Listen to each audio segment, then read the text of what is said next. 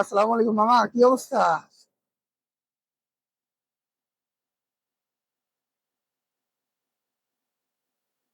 পায়ের অবস্থা তো আগের চেয়ে অনেক খারাপ হয়ে গেছে। আমি তো টাকা ম্যানেজ করতে পারি নাই দেখে আর আসি নাই। আল্লাহ, এদিকে হাতটা একটু সরান। কোনো ডাক্তার দেখানো হয় নাই না? হাড়ও বুঝতে গেছে ইন্নালিল্লাহ। কোনো মানুষ কি দেখে না? এদিক দিয়ে যায় যে কোনো মানুষ একটু দেখে না? আমি কইছিলাম অনেক যে, কিন্তু কেউ তো করলো না। আর আমিও যদি চাকরি করতাম তাহলে একটা কথা, আমার কাছে একটা টাকা নাই। এটা তো অবস্থা, অনেক খুঁজতে খুঁজতে করে বলতেছে। অনেকে বলছে, অনেকে বিশ্বাস করে না, এই সেই যন্ত্রণা করতেছে না। আপনার শরীরের অবস্থা অনেক খারাপ হয়ে গেছে আগের থেকে। আমি তো প্রথমে চিনতেই পারি নাই।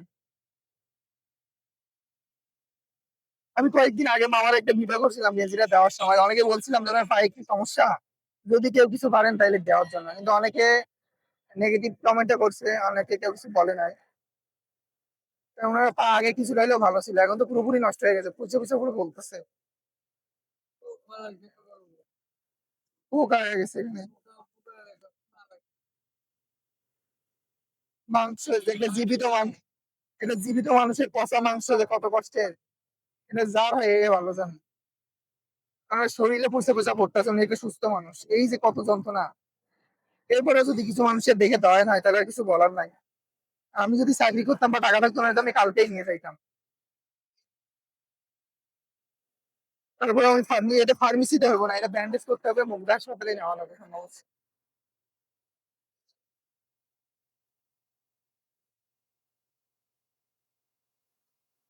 মানুষ সুস্থ হলে না উনি কাজ কাম করে খাইতে পারতো, মানে পাটা নিয়ে তো উনি হাঁটার অবস্থা নেই। এটা স্বাভাবিক মানুষের যদি হয়তো এতক্ষণে মনে হয় মেডিকেল ভর্তি হওয়া লাগতো। যখন প্রথম দেখছিলাম তখন অনেক ভালো ছিল, তখন মনে হয় চিকিৎসা করলে আরো ভালো, যে হাড় বেরিয়ে গেছে এখানে মাঝখানে।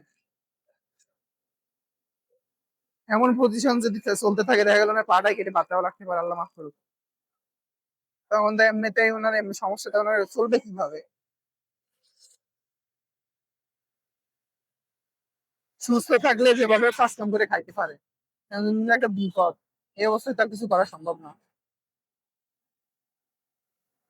এখন সবার আগে মানুষের মানবিকতা। কারো 10 টাকা দিলে ওনার হয়তো এই যে কঠিন একটা যন্ত্রণা থেকে বাঁচতে পারে। এখন এটা আপনাদের ইচ্ছা। দুপুরে কিছু খাইছেন আজকে? কি খাইবেন? আমরা দেখলে যান, আমি তো 20-30 টাকা করে নিয়ে বের হই। আমি বাসার কাছাকাছি থাকি, আমি তো চাকরি করি না, যা হাত খরচ পাই এই জমাই জমাই রাখি। কিন্তু কলা রুটি খাইলেন, তাছাড়া আর কি কম কন। আর যদি আমি পারি রাত্রে ভাত নিয়ে আসছে, তাহলে নিয়ে মনে দরকার হইবে।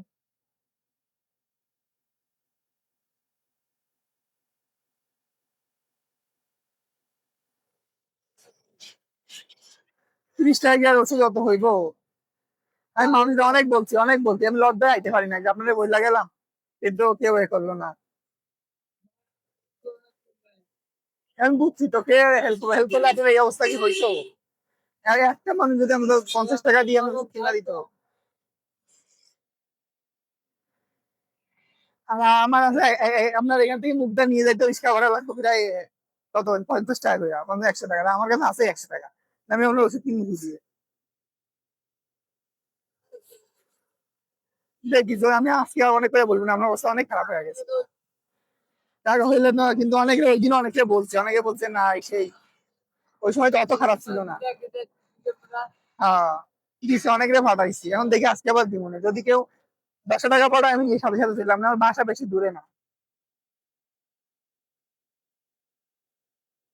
এখানে পার হয়েছেন কেমনে? আমি ওইখানে দেখতেছিলাম, পরে দেখি আপনি ওইখানে নাই।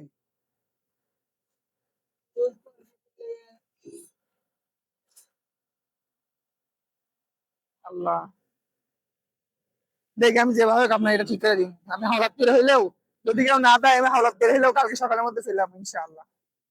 ঠিক আছে, আমি 2টা ছবি উঠাই লয়ে যাই।